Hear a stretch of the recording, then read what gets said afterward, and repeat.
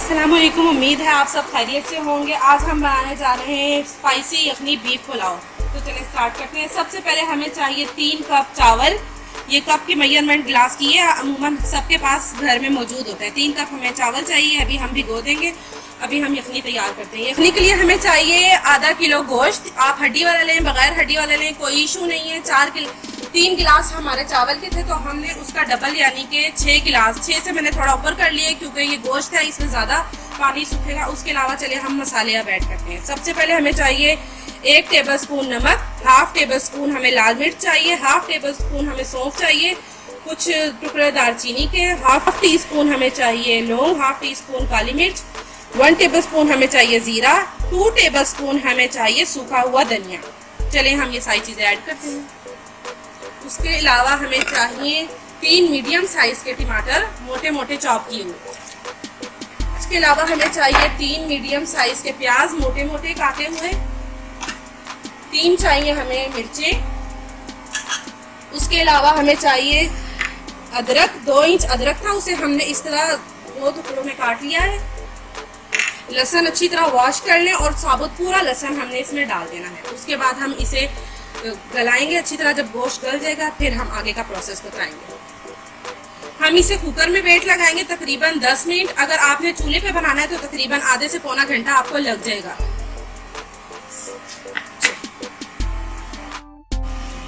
अच्छा, ये देखिए हमारा गोश्त रेडी हो चुका है, गल गया अच्छी तरह। अब हम इस गोश्त को अलग कर लेंगे और फिर सारी यखनी को हम किसी बड़ी छलनी से छान लेंगे। ये सारे इंग्रेडिएंट्स इसके ताकि छलनी में रह जाए और हमें सिर्फ यखनी मिले।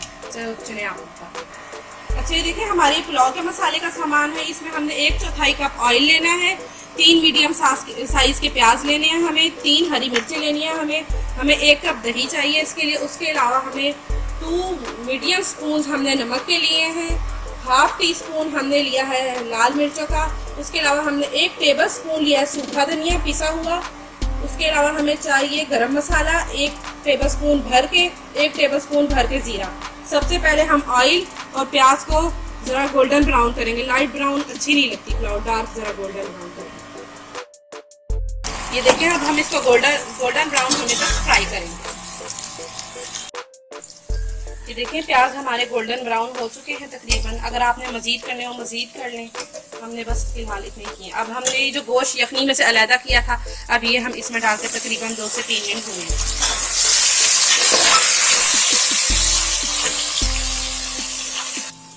अच्छा, ये देखें हमने यखनी अच्छी तरीके से छान ली थी। इसके जो इंग्रेडिएंट्स हैं इनको हमने अच्छी तरह से इसके अंदर निचोड़ लेना है।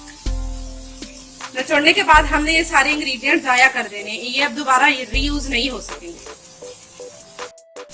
अच्छा, ये 2 मिनट हो गए हमें गोश्त इसमें भूनते हुए। अब हम सारे मसाला जार डालेंगे जो कि नमक, मिर्च और आप लोग को जो भी सारे बताए थे इसे हम डालेंगे। साथ 1 या 2 मिनट हम इसे चलाएंगे। साथ ही हम इसमें 1 कप दही और हरी मिर्चें दोनों चीजें साथ डाल देंगे। अब हम इसकी अच्छे तरीके से भुनाई करेंगे जब इसमें से सारा ऑयल रिलीज हो जाएगा।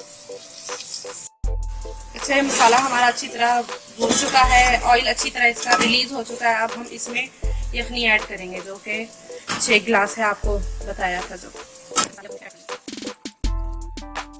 इस यखनी को जब 1-2 उबाले आने लग जाएंगे उसके बाद हम इसमें चावल ऐड करेंगे।